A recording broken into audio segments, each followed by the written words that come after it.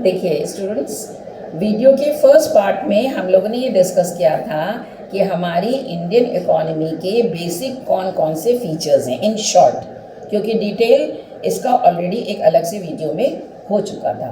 तो हमारी Indian economy का जो एक प्रमुख कारक है या विकास में बाधक है वो है गरीबी।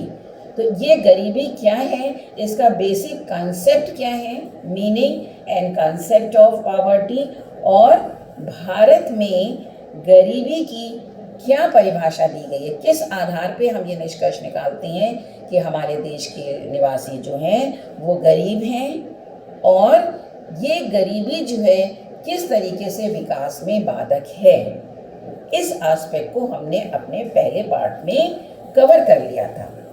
अब जब ये बात निष्कर्ष निकल चुका है कि गरीबी जो है विकास में एक बहुत बड़ा प्रश्न चिन्ह है, विकास के मार्ग में एक बहुत बड़ी बाधा है, तो इसको और एक्सप्लेन करने के लिए आगे हम इस वीडियो में देखेंगे कि एक हमारे अर्थशास्त्री हुए हैं रैगनर नर्स्की, RAGNER, रैगनर नर्स्की, NURKSE। इन्होंने अपनी पुस्तक problem of capital formation in under developed countries, कि कैपिटल फॉर्मेशन में क्या प्रॉब्लम आती है अंडर डेवलप्ड कंट्रीज में, या क्यों कैपिटल फॉर्मेशन में दिक्कत आती है, या अंडर डेवलप्ड कंट्रीज की जो समस्या है पॉवर्टी की वो क्यों है और कैसे ये होती है, इसको एक्सप्लेन करने के लिए एक vicious circle of poverty heading के अंतर्गत इसको एक्सप्लेन किया है। Vicious circle of poverty, VICIOUS, vicious circle of poverty, निर्धनता या गरीबी का दुष्चक्र। इन्होंने निर्धनता और गरीबी को एक चक्र की तरह माना है। जिस तरीके से एक सर्किल का कोई आदि और अंत नहीं होता है, जहाँ से हम शुरू होते हैं वहीं पर आके, मतलब समस्या हमारी जहाँ पे शुरू हुई थी वहीं पे आके ख़त्म हो जाती है। इस तथ्य को आधार मानते हुए इन्होंने ये एक्सप्लेन किया है विशियस सर्किल ऑफ पॉवर्टी। तो आइए देखते हैं ये विशियस सर्किल क्या है। अभी हमने आपको बताया कि हमारे यहाँ गरीबी अधिक मात्रा में पाई जाती है, यहाँ के लोगों की पर कैपिटा इनकम जो है वो बहुत कम है, या यहाँ के लोग जो हैं अपने जीवन की मूलभूत आवश्यकताओं को पूरा करने में सक्षम नहीं हैं।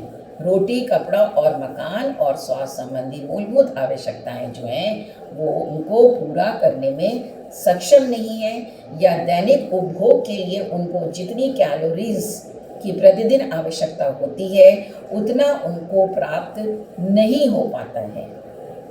क्यों नहीं प्राप्त हो पाता? क्योंकि उनकी इनकम कम है। अब जब किसी व्यक्ति की आय कम होगी तो वो अपनी आय का अधिकांश भाग जो है वो कंजम्पशन में खर्च करेगा।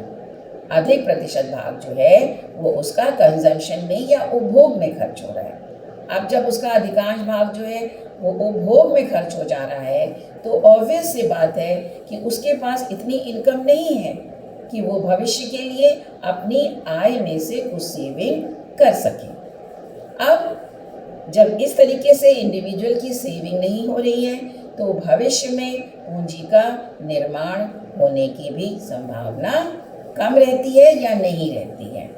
तो जब पूंजी का अभाव होगा, ये जो अंडर डेवलप्ड कंट्रीज हैं यहाँ पूंजी का अभाव होता है, साधन जो होते हैं यहाँ के अविकसित होती हैं, ये सब पॉइंट हम लोग ऑलरेडी डिस्कस कर चुकी हैं। तो जब कैपिटल फॉर्मेशन नहीं होता है तो इन्वेस्टमेंट नहीं होता है, इन्वेस्टमेंट नहीं होता है तो ऑब्वियस सी बात है चीज़ें जो हैं, जब इन्वेस्टमेंट नहीं होगा तो प्रोडक्शन नहीं होगा, प्रोडक्शन नहीं होगा तो मार्केट में सप्लाई नहीं आएगी, सप्लाई नहीं आएगी तो एंटरप्रेन्योर्स लोग फर्दर जो है प्रोडक्शन करने में अपने आप को केपेबल नहीं पाएंगे, क्योंकि डिमांड कम है मार्केट में। डिमांड क्यों कम है? क्योंकि लोगों की आय कम है। आय कम होने के साथ साथ लोगों की सेविंग कम है, सेविंग कम है इसलिए इन्वेस्टमेंट कम है, इन्वेस्टमेंट कम है इसलिए प्रोडक्शन कम है। तो प्रोडक्शन कम है, दैट मीन्स जो लोग भी वर्कफोर्स उसमें लगा है उनको उतना रिटर्न नहीं मिल पा रहा है, रिटर्न नहीं मिल पा रहा है, दैट मीन्स उनकी आय कम है। तो आप देख रहे हैं किस तरीके से वही घूम फिर के हम लोग इस बात पे निष्कर्ष पे पहुंच जाते हैं कि एक व्यक्ति जिसकी इनकम कम है, क्योंकि वो सेविंग नहीं कर पा रहा है भविष्य के लिए अपने मतलब सेविंग उसकी कम हो रही है या उतनी नहीं हो पा रही है, जिससे कि कैपिटल फॉर्मेशन हो, जिससे कि इन्वेस्टमेंट हो, जिससे कि प्रोडक्शन बढ़ेगी तो लोगों की आय बढ़ेगी। जब इनकम बढ़ेगी तो लोग अपने दैनिक आवश्यकताओं के बाद ही कुछ बचाने में सक्षम होंगे, फिर आगे भविष्य में कैपिटल फॉर्मेशन होगा। तो इस तरीके से जो ये गरीबी का दुष्चक्र है ये हमारी अर्थव्यवस्था में निरंतर बना रहता है और ये हमारे विकास के लिए एक बहुत बड़ा कारक है या जिम्मेदार है, या इसकी वजह से हमारा विकास अंडर डेवलप्ड कंट्रीज़ का जो विकास है वो नहीं हो पाता या उतना नहीं हो पाता जितना कि उसको होना चाहिए। एक अल्प विकसित देश को, एक अविकसित देश को डेवलप कंट्रीज़ बनने में जितने विकास की आवश्यकता है उतना वो देश करने में सक्षम नहीं है। तो इसीलिए सारांश में ये कहा गया है ये पर्याय के रूप में कि कोई भी देश इसलिए गरीब है कि वो अल्प विकसित है और कोई भी देश इस कारण से अल्प विकसित है क्योंकि वो गरीब। Cause and effect. तो इस तरीके से दोनों एक दूसरे के लिए जिम्मेदार हैं। अब देखिए कि ये जो दुष्चक्र विश्व सर्कल जो हमने आपको एक्सप्लेन किया है इसके क्या कारण हैं, ये क्यों हमारी अर्थव्यवस्था में जन्म लेता है या क्यों हमारी अर्थव्यवस्था में हमें दिखाई देता है। तो इसका सबसे पहला कारण है पूंजी का मांग पक्ष। जो कैपिटल फॉर्मेशन होता है उसका डिमांड साइड देखिए। जनता की निम्न आय होने के कारण, अभी हमने आपको बताया कि लोगों की आय जो है वो बहुत कम होती है जिससे कि वो अपनी मूलभूत आवश्यकताएं भी पूरी करने में सक्षम नहीं होती हैं। उसकी क्रय शक्ति भी कम हो जाती है। जब आय कम है तो उनकी परचेजिंग पावर कम है, दैट मीन्स मार्केट में डिमांड भी कम है, जिससे विनियोग की प्रेरणा भी उनकी कम होती है। जब सेविंग नहीं होगी तो कैपिटल फॉर्मेशन नहीं होगा तो इन्वेस्टमेंट नहीं होगा। इसका परिणाम ये होता है कि उत्पादन में पूंजी का उपयोग कम होता है, प्रोडक्शन में कैपिटल का फॉर्मेशन कम होता है, जिससे उत्पादकता जो होती है वो लो लेवल ऑफ प्रोडक्टिविटी होने से आय की जो स्थिति होती है वो निम्न बनी रहती है या निम्न स्तर की आय होती है। ये था पूंजी का मांग पक्ष। अब देखिए पूंजी का पूर्ति पक्ष क्या बताता है, सप्लाई साइड ऑफ कैपिटल। इसके अनुसार पूर्ति पक्ष की ओर से आर्थिक कुचक्र जो ये सर्कल चल रहा है, विशेष सर्कल चल रहा है, इस प्रकार उत्पन्न होता है कि निम्न आय से बचत करने की क्षमता कम हो जाती है। I have just explain to you कि जब लोगों की आय कम होती है तो लोगों की बचत कम होती है, जिससे पूंजी निर्माण कम होता है। जब बचत ही नहीं होगी तो कैपिटल फॉर्मेशन नहीं होगा, जिससे उनकी प्रोडक्टिविटी कम हो जाती है। और कुछ विद्वान तो ये यहाँ तक मानते हैं कि निर्धनता के दुष्चक्र का एक कारण अर्थव्यवस्था का पिछड़ापन भी है। हमारी बैकवर्डनेस, हमारी ट्रेडिशनल सोसाइटी, ये भी गरीबी का एक बहुत बड़ा कारक है।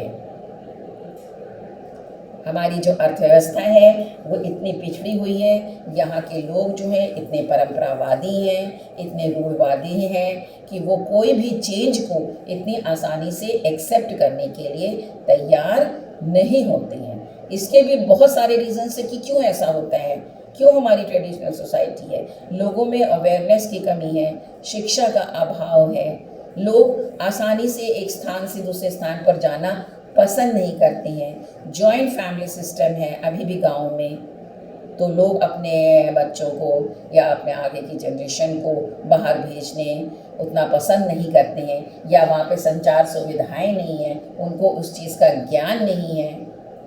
तो बहुत सारे ऐसे रीजंस होते हैं जो कि गरीबी के लिए जिम्मेदार होते हैं। उन लोगों को परिवार नियोजन के बारे में अवेयरनेस नहीं है, या है तो वो उसको जानना नहीं चाहते हैं, जिससे हमारे यहाँ की पॉपुलेशन जो है वो निरंतर बढ़ती रहती है। और आप जानते हैं गरीबी, पॉपुलेशन, ये सब जो है एक्सेस पॉपुलेशन या डेंसिटी ऑफ पॉपुलेशन, ये सब विकास में एक बहुत बड़े बाधक है। नेक्स्ट है गरीबी के दुष्चक्र के समाधान। How can we removed this vicious circle. ये जो हमारा चक्र चल रहा है, ऑब्वियस सी बात है, जब तक हम इस चक्र के बाहर नहीं निकलेंगे तब तक हम अपने देश के विकास को कैसे कर पाएंगे। अगर विकास करना है तो इस सर्कल से बाहर आना पड़ेगा। ये जो सर्कल चल रहा है गरीबी का, स्टेप बाय स्टेप जहाँ से हम चले हैं वहीं हम पहुँच रहे हैं। इस चक्र के बाहर निकलना पड़ेगा। इस चक्र के बिंदु से हमें बाहर अपने आप को स्थापित करना पड़ेगा। तो ये कैसे होगा, देखिए नाउ पहला पॉइंट है बचत में वृद्धि तथा उसका उत्पादक कार्यों में निवेश।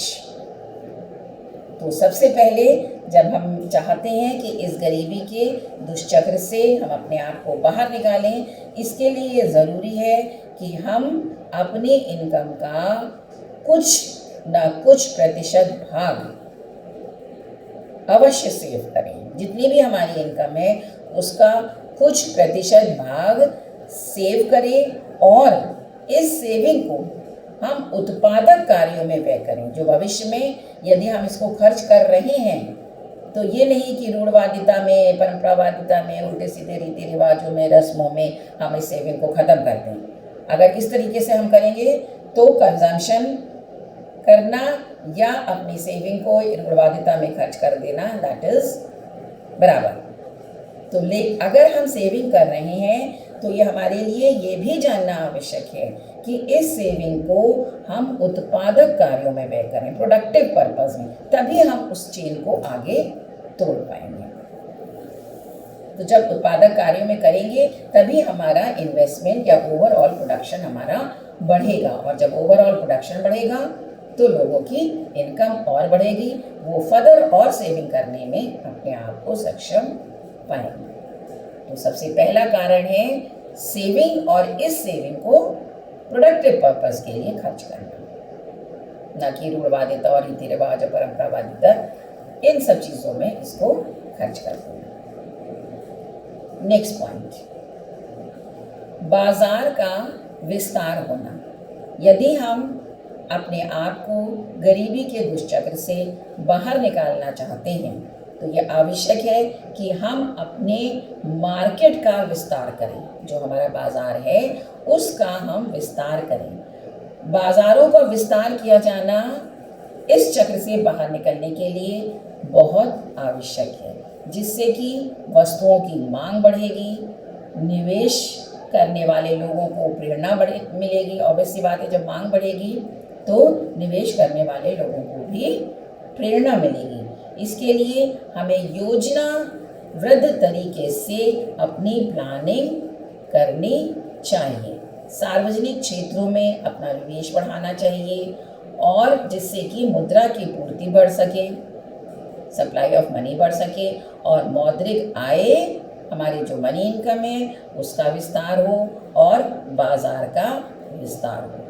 मांग बढ़ने के लिए एक दूसरा उपाय भी काम में लाया जा सकता है, जिसके अंतर्गत संतुलित विकास की नीति अपनाकर निवेश इस प्रकार किया जाए कि एक उद्योग में निवेश होने से दूसरे उद्योग में मांग बढ़ सके। मतलब एक उद्योग जो है वो दूसरे के लिए हेल्पिंग एड प्रोवाइड करे या एक्सटेंशन ऑफ सर्विसेज, उससे हमें और अधिक सर्विसेज या एक्सटेंशन ऑफ सर्विसेज एक उद्योग जो है वो दूसरे उद्योग को प्रोवाइड करे।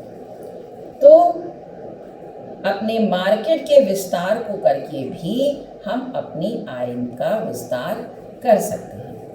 आय का विस्तार यदि हमें करना है तो हमें अपने कृषि के तरीकों में भी परिवर्तन करना पड़ेगा, अपने जीवन के स्टाइल में, लिविंग जो हमारा तौर तरीका है, जो हमारे सोचने का नज़रिया है, इन सब चीज़ों में जब हम चेंज करेंगे तभी हम अपने रीति रिवाज और रूढ़वादिता या परंपरा जो ट्रेडिशनल सोसाइटी है उससे अपने आप को ऊपर उठा सकते हैं। तभी हम अपने मॉडर्न टेक्निक्स का अपने उत्पादन में हम प्रयोग करें, जो हमारी सेविंग्स हैं उससे हम अच्छे सिंचाई के साधन हैं, यंत्र हैं और नए नए उद्योग इस्टेब्लिश करें, और जितने भी हमारे प्राकृतिक साधन हैं उनका प्रॉपर दोहन किया जा सके, प्रॉपर तरीके से उनका यूटिलाइजेशन किया जाए, उनको वेस्टेज से रोका जाए। तो जो हमारा इन सब तरीक़ों से जो हमारा पिछड़ापन है, नेक्स्ट पॉइंट में आप ये कह सकते हैं जो हमारा पिछड़ापन है उसमें हमें सुधार लाना भी बहुत आवश्यक है। हम क्यों पिछड़े हैं? क्योंकि हमारी सोच पिछड़ी है। हम क्यों पिछड़े हैं? क्योंकि हमारी सोच पिछड़ी है। आज भी यदि हमारे पास आय होती है, हम सेविंग करते हैं, तो हम भविष्य में अपने बहुत सारे ऐसे रीति रिवाज होते हैं जिनमें हम अननेसेसरी, जिनका कोई भी प्रोडक्टिव पर्पस नहीं है, ना ही उनका कोई औचित्य ही समझ में आता है, लेकिन फिर भी आम जनता या आम पब्लिक यही कहती आती है कि भाई हमारे यहाँ तो ऐसा होता आया है, इसलिए हमें तो ये करना ज़रूरी है। तो कोई तो एक ऐसा वर्ग होगा जो इस परंपरा को, इस चेन को तोड़ेगा। तो जो हमारा पिछड़ापन है इसको दूर करना भी हमारे विकास के लिए बहुत आवश्यक है। तभी हम इस अपने विश्व सर्किल से अपने समाज को निकाल पाएंगे। जो गरीबी का जो दुष्चक्र हम अपने समाज में देख रहे हैं उससे हम अपने आप को बाहर निकाल पाएंगे। तो ये था कि विश्व सर्किल ऑफ पॉवर्टी, ये जो गरीबी का दुष्चक्र है, इससे यदि हम अपने आप को, अपने देश को, अपने समाज को यदि हमें बाहर निकालना है तो कौन कौन से हमें कार्य करने चाहिए या किस तरीके से हम गरीबी को दूर भगाने में अपना पहला कदम उठा सकते हैं। Next point, main heading next है। अब स्पेसिफिकली हम देखेंगे कि भारत में ये जो गरीबी पाई जाती है उसके क्या क्या कारण हैं। What are the main causes of poverty in India, specifically in India. भारत में गरीबी के क्या क्या कारण हैं। इसमें पहला कारण है, इसको कई कारणों में बेसिकली हमने 3 पार्ट्स में डिवाइड कर लिया है। पहला है आर्थिक कारण या इकोनॉमिक रीजंस, दूसरा है सोशल रीजंस और तीसरा है पॉलिटिकल रीजंस। अब आर्थिक कारण में देखिए वही सारे पॉइंट्स फिर घूम फिर के आ रहे हैं जो कि ऑलरेडी आपको एक्सप्लेन किए जा चुके हैं इसके पहले वाली वीडियोस में भी, कि प्राकृतिक के जो साधन हैं, नेचुरल जो रिसोर्सेज हैं, उनका उचित प्रयोग किया जाए।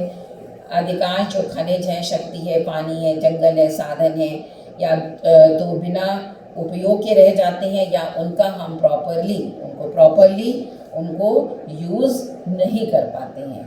हमारी कृषि आज भी पुरानी तकनीक्स में हो रही है, ट्रेडिशनल सोसाइटी है, तकनीकी का ज्ञान जो है वो कम है। हम जो खेती कर रहे हैं वो पुराने तरीक़ों से कर रहे हैं। हमारे खेत जो हैं छोटे छोटे हैं, खेतों का आकार, खेतों की जोत जो है वो छोटी है। रासायनिक खाद, कीटाणुनाशक दवाएं, अच्छे बीज, वित्त का अभाव है, संचार साधनों का अभाव है, और साहसी लोगों का अभाव है, फाइनेंशियल एड्स की कमी है, और बैंकिंग फैसिलिटीज़ का गांव में उतनी उपलब्ध नहीं हो पाती हैं। श्रमिक जो है वो अशांत है, वो कुपोषित है। ऐसे वेरियस रीजंस हैं जो कि ये डिसाइड करते हैं कि हमारे आर्थिक कारणों की वजह से हम आज भी पिछड़ेपन की स्थिति में या पिछड़ेपन की स्थिति को फेस कर रहे हैं। नेक्स्ट पॉइंट, सामाजिक कारण, सोशल रीजंस। देखिए सोशल रीजंस में अभी हमने आपको बताया, हम लोग रूढ़वादी परंपराओं को मानने वाले, पिछड़ी अवस्था में ट्रेडिशनल सोसाइटी में सर्वाइवल आज भी हमारा अधिकांश जो जनता है वो करती है, और नए कोई भी चेंज को स्वीकार करना, ऐसी हमारी सोच अभी उतनी डेवलप नहीं करी है। हमारे यहाँ जाति प्रथा, आप जानते हैं, संयुक्त परिवार प्रणाली,